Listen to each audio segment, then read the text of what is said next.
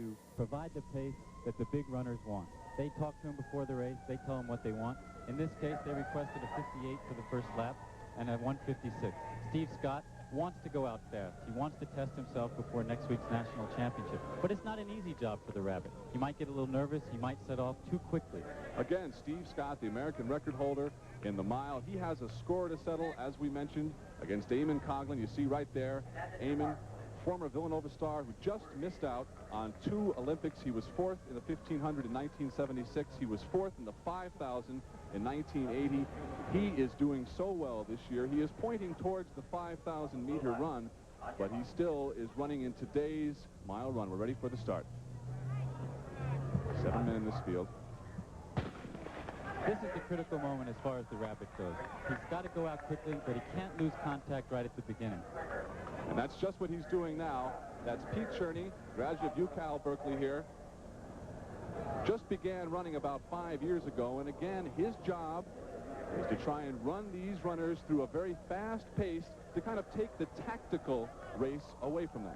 Cherney, Scott, Fricker, Boyd's in 4th place. See, we've seen that gap open. He's not really providing any assistance for those runners right now.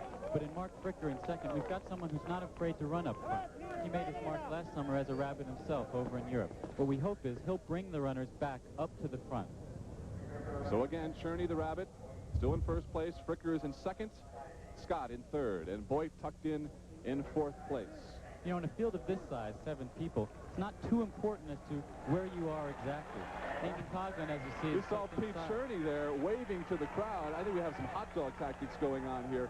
Remember that the Rabbit's job, as we mentioned, is to take these runners as quickly as you can through perhaps 800 meters. It is against IAAF rules for you to actually have a Rabbit, but they haven't been enforced. The first quarter mile, Craig Masbach, was in 59.4, and that's a little slow. Well, I think he should stop waving his arms around and worry more about what kind of job he's doing. 59.4 just isn't the kind of pace either the athletes wanted or, of course, we want to see.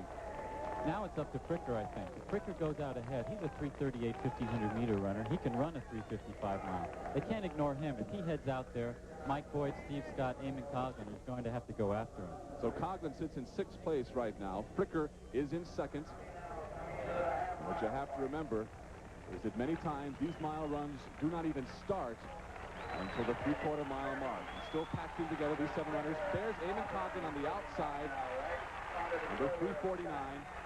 Eamonn looked a little impatient there. He got a little tired of hanging back. He realizes there's going to be a lot of action now. With that slow first half of 1:58.3, anything can happen. Just about everyone in the race is a kicker, in fact. So now Cherney has dropped out of the race. He's done his job, but not well. I think there was a very slow half-mile mark. Now watch Mike Boyd move up. He's the kind of man that likes to push the 3rd lap. At 34 years old, he was 4th in the Olympic 1500 in 1972. He likes to go ahead and push it. There Mike Boyd is making a move right now. Mike Boyd, 34 years old, from Kenya, PhD from University of Oregon, ranked #1 in the world in the 800 meters back in 1975. In the 1972 Olympics, Boyd came away with a bronze medal in the 800 when he was 23 years old. He was 4th in the 1500 that same year, running in the great tradition that comes from Kenya. You know, Eamonn doesn't look all that comfortable. He's moving up now. Look at Scott now. Fricker. But Scott looks the stronger at the moment. And let's not forget about... Here comes Eamonn. Let's not forget about Jim Spivey, who Eamonn just passed as they go into the last lap. He's got a good finish as well. That was the gun lap. 1 lap to go in this men's mile, and it is still Boyd and Scott and Coghlan. And remember, Scott and Coghlan have enormous kicks.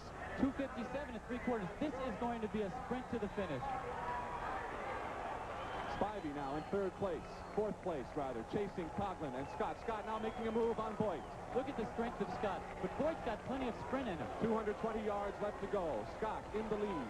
Over his right shoulder is smart Coghlan. Race, isn't he? Look at him go in Scott's wake. The great advantage of Coghlan is he's got a great burst. Scott's got to go fast right here to take away that acceleration of Coghlan.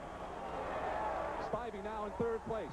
Spivey, the NCAA champ in the 1500 in 1982. The sprint to the finish line. It's Coghlan and Scott. Scott and Coghlan. Scott and Coghlan. Coghlan may catch him at the line. Oh, I think Eamonn Coghlan got him. You know, Eamonn Coghlan doesn't think of himself as a sprinter, but he won that on a lean. He looked like Houston McTeer coming toward the line and leaning for the tape. Unofficial time of 3:52.40.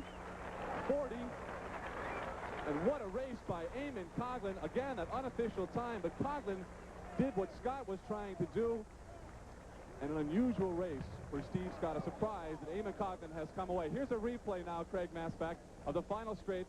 And you don't see Coghlan doing this to Scott in an outdoor meet. Eamonn followed Steve. Steve did all the early sprinting. Eamonn followed him. He picked up the rhythm of Steve. He pulled up slowly alongside, and then he used the burst right at the end to propel himself past Steve. Intelligent running, you get to be 30, 31 years old. You've seen it all, and Eamonn certainly used all of his experience right here. Even look at this lean. He came to the tape. He spotted the line. Steve straight up. He's not leaning at all, and Eamonn leaned right at the tape and took the race. Again, an official time, 3:52.4, no record. Let's go back to Brett Musburger in New York. 52, the official winning time for Eamonn Coghlan in this men's mile.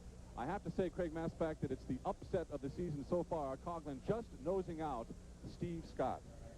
Let's go down to John Dockery right now on the infield. John? You know what's so amazing is that this man, Eamonn Coghlan, the winner, just asked me who won the race. You mean you didn't know? Well, I just saw the result there now. Someone showed I beat Steve by 100 of a second, you know. That's a hair raiser, all right. The lean at the end did it. Yeah, we had a race like that back in 1979. The last time I beat Steve outdoors, I beat him exactly the same way, right on the finish line.